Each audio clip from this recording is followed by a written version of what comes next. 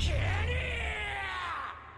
got royalty inside my DNA. I got cannabis, got war and peace inside my DNA. I got poison, pain, and joy inside my DNA.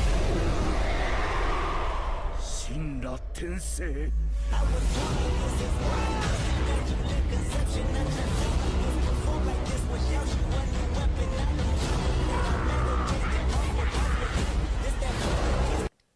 Hey guys, if you haven't already, give the video a like, subscribe to my channel. This is a what if series and I'll be doing more down the road. Plus Ultra. Hey guys, and welcome to What If Deku Had the Power of the Infinity Stones Part 10 Final. Now you guys have been waiting over a year for this. I am sorry. I have some explaining to do for this series. See, I got stumped. I didn't know what direction I wanted to take this series. Most likely, I wanted to save it because I knew when I did if I did part 10, it was going to end. Because I'm featuring Galactus and I'm featuring the Living Tribunal. I knew it was coming to an end, so here we are. Here we are. You guys have been waiting for this for a while. I'm sorry it took so long. I don't want to waste you guys' time any longer. But just to let you know, there's going to be a lot of shit going on in this what if, in this final part. Anyway, without any further ado, let's get into the story. So like I said when we left off with the last video, all the heroes were preparing for Galactus' arrival and Galactus and his heralds. Now, once they descend upon Earth, all the heroes are prepared. Galactus sent like 3 of his heralds. Well, he didn't send 3 of them.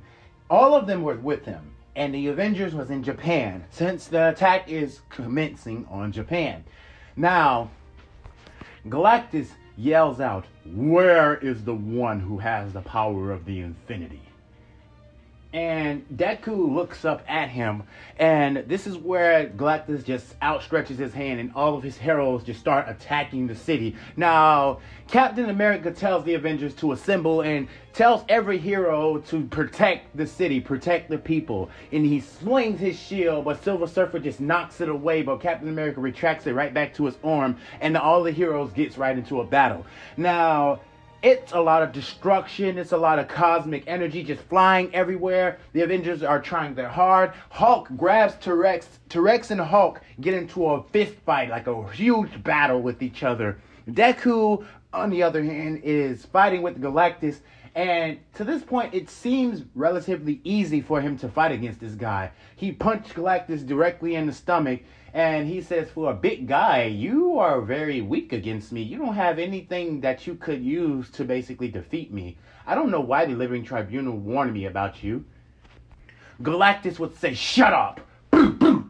And he would hit Deku. I'm sorry, that's my sound effects. I'm sorry. But anyway, Galactus would hit Deku with 2 shots to the chest and 2 shots to the stomach, and Deku would be flying back. But Deku would retaliate using the Reality Stone to turn himself invisible. Galactus is looking around for him, and Deku appears right behind him and punches him directly in the back using the power of the Power Stone and sends Galactus through buildings. Now, Deku is trying to keep it easy because he doesn't want to hurt people. And seeming as if he just did that, yeah. But most likely the people of Japan, well, the people in that vicinity, to where they were evacuated. So he can cause as much collateral damage as he wants. And also, Deku can cause as much damage as he wants. He can do, like, if anybody in the way, he knows he can resurrect them. So, yeah, Deku's not holding back. He's sending Galactus through buildings, kicking Galactus to the ground, Galactus shooting beams, doing everything he can to keep Deku at bay. This battle is heavily one-sided. And not to mention, Deku can combine all the powers of the stones at once. Well, all the power of infinity at once. And turn into his, I think I called it, it's been a minute since we've been on this series. I think I called it the Cosmic Destroyer form. Y'all got to remind me in the comments. This is the final part anyway. So anyway, you guys know what I'm talking about. This white energy would be flowing around Deku. Because you remember when I told you like Deku transformed into this state and him and Esdef got into a battle? Yeah.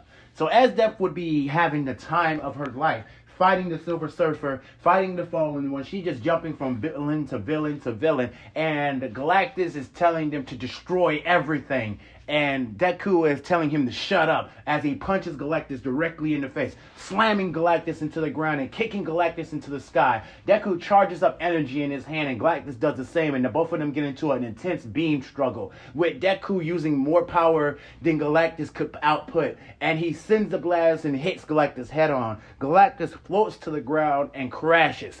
Now, this is where Galactus gets up and his helmet is off his head. Galactus is angry. The face he's making right now is out of pure rage. He shoots everything. He doesn't regard. He's just throwing laser beams everywhere. Punch Captain America. Punch Iron Man. Well, Iron Woman, if you want to call it that way. He even grabs Black Widow and Hawkeye by the throats and cracks both of their necks, killing them instantly. Deku yells out, "No!" and punches Galactus directly in the stomach. Sort of how that Dragon Ball Z fashion, to where it looks like your fist is going directly through their body. That part. So he hits Galactus with a thunderous blow, and Galactus coughs up blood and spit, and then he hammer fists Galactus to the ground and then picks Galactus up by his armor and knees him directly in his face. Now, Galactus and Deku are getting into an intense fist battle. Now, Galactus is not weak, and nor is, like, him and Deku are in an intense battle. You can feel the pressure from each blow that they output. Deku and Galactus are at it. Now, as far from the rest of the Avengers, they're trying their best to hold off against the Fallen One, the Silver Surfer, Nova, basically the heroes. They're trying their best to hold off against all these heroes. And with Esdef and Bakugo uses his, remember when I told you that his aura was similar to Jiren's? Yes, Bakugo uses his power and starts blitzing. I'm talking about its explosions after explosions. The Fire Lord couldn't even keep up with Bakugo, as Bakugo just sent him directly to the ground and gathered energy in his hand and sent it to the Fire Lord, basically killing him on spot. As far as the other ones, Esdef would have this red glow in her eyes, and most of the Avengers would be, Hulk would have already taken out T-Rex. Like, he would have beat the shit out of T-Rex, as Deku was using his Power Stone to power up Hulk. He's also enhancing people. He's also avoiding people, creating portals. While Deku is fighting, he's using the Mind Stone and the Space Stone's power intact while he's fighting with Galactus. And that's a huge feat right there. He's creating portals around the field and getting them to go through portals when they throw an attack. So it's like basically these people are not being hit. Some of them are, but Hulk basically can tank some of the hits that he's getting. And this is where Deku tells Hulk to transform, to get angrier or I'll kill your girlfriend. And this is where Hulk has this green radiant energy over him. And then he turns into World Breaker Hulk. And then him and T-Rex start going at it. And Hulk has the upper hand over him, beating the dog shit out of this guy. I'm talking about he has no chance against World Breaker Hulk, as Hulk does a Hulk smash and sends a huge earthquake that shoots towards T-Rex, trapping him into the ground. And then Hulk jumps up with energy, green energy around his fist, and punches a hole straight through T-Rex. I hope I'm pronouncing his name right. T-Rex's chest. He punches a hole straight through his chest. And then he dies right on the spot. The Avengers are not holding back. These eyes are out for blood. No capturing or nothing like that, as Galactus is seeing most of his heroes fall. Then he tells the Silver Surfer to use explosion. And as the Silver Surfer just on his surfing board, you remember in the Fantastic Four Part 2 when he blew up Galactus like that? Yeah, that's what he does. So he explodes, killing himself. And most of the heroes are basically on the ground, capacitated. Cap gives up, and he wraps his arm, he wraps his shield around the bruise on his arm, basically giving up for the final battle. He's breathing heavily. Inko Stark, if you want to call her. Inko gets up. Her armor is badly damaged, and she gets up and she says, these guys just don't know how to quit. I didn't expect him to self-destruct like that. That was insane. So the only ones left are Stardust, Nova, and Fallen One. And they're giving them a tough time now, because since Silver Surfer exploded like that, he caused them a lot of immense damage, but nothing that too severe. It's just enough to say basically they're out of breath and they're getting exhausted. They're getting to their limit. And Deku is right now focused on Galactus, as He then transformed. Him and Esdev used their transformed states, and then Deku transforms into his cosmic destroyer form. And now, if you watch Dragon Ball Super, you know how as soon as Gogeta transformed into Super Saiyan Blue, Broly had no counter to him. That's how the battle was. Galactus had no counter to Deku. He was beating the shit out of Galactus. Nothing that Galactus threw at him was hitting. He was dodging everything. It was like a battle, like one-sided. It was just so one-sided that Galactus said, "I am the strongest in the universe." And this is where Deku says, "As if your position has been replaced." And he punches Galactus directly to the ground, gathers up so much energy in both of his hands, then cuffs his hands and shoots it directly at Galactus, killing him on the spot. Now Deku floats down. Esdeath already has the fallen one in her grasp. She has him in a chokehold. He's trying every technique that he has, but she still breaks his neck easily. Now the only one left is Nova. All of the heroes, well, most of the heroes, except for the ones that are dead, are still standing. And they look at the two and they tell them, "You have an option. You have two options. You can stay here and die, or you can leave this planet." And they look and they clench their fists and they leave. They leave because they're really outmatched. They didn't expect this guy to be this strong, let alone to beat Galactus. They're nervous, they're scared, so they leave immediately. And that's it. Deku falls down, tired, blood coming from his nose, mouth, and head. He's beaten and he's just resting right now. All the heroes are resting, and Deku just says, okay, I think I got enough energy to do this. When I use this power, I might just fall asleep. Deku lifts his hand up in the air, and all this green energy just floats around him. Hulk has calmed down, so he's not World Breaker Hulk no more. If one of you in the comments saying, "Well, what about Hulk? He's World Breaker Hulk. He's going to go on a rampage." Nah, Deku had him under control. Mind Stone, remember? Yes. So, the Mind Stone played a key part in bringing out Hulk's power. So, Deku, anyway, let's get back to the story, running off on a tangent. Deku lifts his hand up in the air and he has this greenish aura radiating around him. And then all of a sudden, these, like, picture Doctor Strange. You know how these circular magic things was around Thanos' hand when he was reversing time? Something like that. So Deku would create this big time ring in the sky and he would start twisting his hand. And all the destruction that was caused by Thanos, Galactus and his heralds, he would start reversing it. All the heroes and everyone would be coming back to life. And Deku would just pass out. Now this is where Deku would wake up and he's with the Living Tribunal. Deku would start conversating with him. That guy isn't dead, is he? Yeah, you're right about that. He's not dead. You can kill him as many times as you want, but he's always going to come back. But I think he's going to stay away from your planet, though. Deku says, "I'm going to make sure of that. And if he does come back, I'm not going to fight. I'm just going to create a device that basically can destroy his entire existence. So he can never come back. That's just basically to use as a threat. Anyway, it was fun training with you. But one of these days, I want to meet somebody that's stronger than you." "What do you mean?" "I think he's talking about me." And Deku looks back and says, "Who are you supposed to be?" "The one above all." "Then I think you were looking for me, weren't you?" And Deku says, "Well, if you're stronger than this guy, yeah. I also want to see why you just stayed on the back foot. It's not my affair to get in mortals' problems. I don't think I was entertained, but it wasn't my business. Nonetheless, good fight though. You showed Galactus who's boss with the power of infinity."